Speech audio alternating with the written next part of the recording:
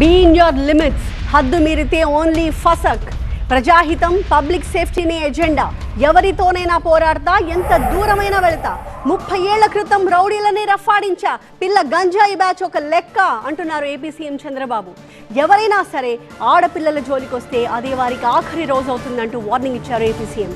5 ఏళ్ల వైసీపీ పాలనలో క్రిమినల్స్కి భయం పోయింది అని, భయం అంటే ఎలా ఉంటుందో మళ్ళీ చూపిస్తాను అని చెప్పారు సీఎం. ఆంధ్రప్రదేశ్లో నేరస్తులు ఇష్టారీతిన రెచ్చిపోతున్నారంటూ ఆగ్రహం వ్యక్తం చేశారు ముఖ్యమంత్రి చంద్రబాబు.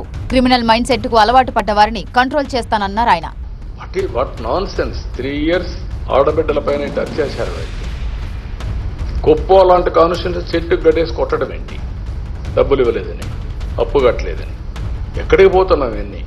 అంటే ఇవన్నీ 5 ఏళ్లలో అలవాటు అయిపోయి ఆ భయం పోయింది. డ్రగ్స్ బ్యాచ్ కి మత్తు వదిలిస్తానన్నారు చంద్రబాబు. డ్రగ్స్ అడిక్ట్ అయిన వాడికి అంత ఈజీగా పోదు. వాడికి భయమైనా ఉండాలి, లేకుంటే మార్పు అయినా రావాలి. డీ అడిక్షన్ చేయాలి, లేకుంటే అతను ట్రీట్ అన్న చేయాల్సిన అవసరం ఉంది. Will do it. ఆడబిడ్డల జోలికి వస్తే అంతు చూస్తానన్నారు ముఖ్యమంత్రి. వాడైనా సరే ఆడబిడ్డల జోలికి వస్తే అదే చివరి రోజు కావాలి, చేసి చూపిస్తాం. క్రిమినల్స్ ను, వారిని ప్రోత్సహించే వారిని వదిలే ప్రసక్తే లేదన్నారు చంద్రబాబు. నేను మోటివేట్ చేస్తా, మర్యాదగా చెప్తా, వినకపోతే పబ్లిక్ ఇంట్రెస్ట్ కోసం ఏం చేయాలో చేసి చూపిస్తా.